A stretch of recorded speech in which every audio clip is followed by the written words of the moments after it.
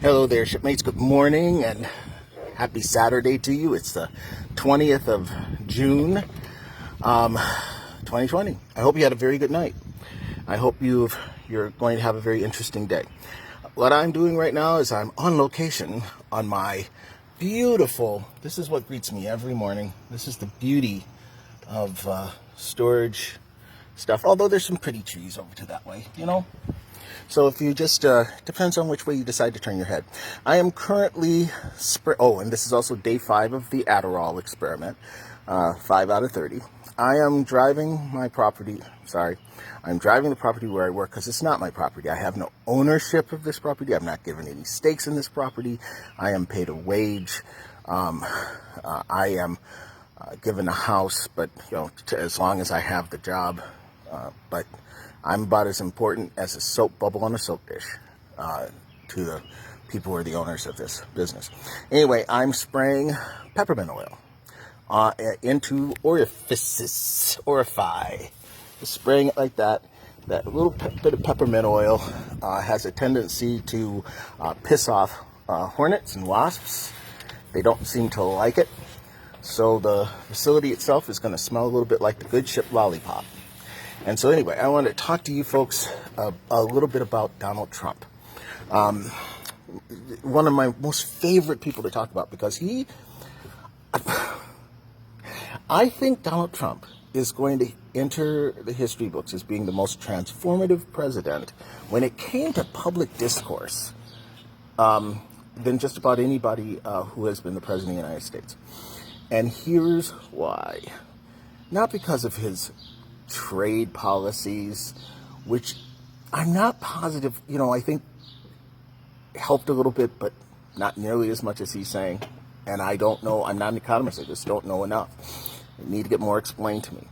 Not because of his tax cut, but all of those things as an aggregate put together in one man who is truly one of the, he's racially ambivalent. He kind of, marches to the beat of his own drum, listens a lot to his own instincts, and moves things forward. He has caused such a disruption. He has caused peaceful protests all over the country, which usually go hand in hand with some rioting. And I think there's nothing wrong with that. I think that's just the way, if one is going to exist, the other kind of is going to exist. Just like if there's Martin Luther King, he would not have been one half as successful if it wasn't for Malcolm X. Carrot and stick. So you gotta have both carrot and a stick for true change to take place. He's caused that. He has caused people to be aware of cabinet positions and who's in those cabinets. He has caused people to talk about voting for the first time. He has caused people to truly become politically active and to have a voice. I think, in spite of himself, he is the reason there are so many women in politics right now. Him. He is such a hugely important figure, and I think it is because he's kind of the last Hail Mary pass of toxic male arrogance,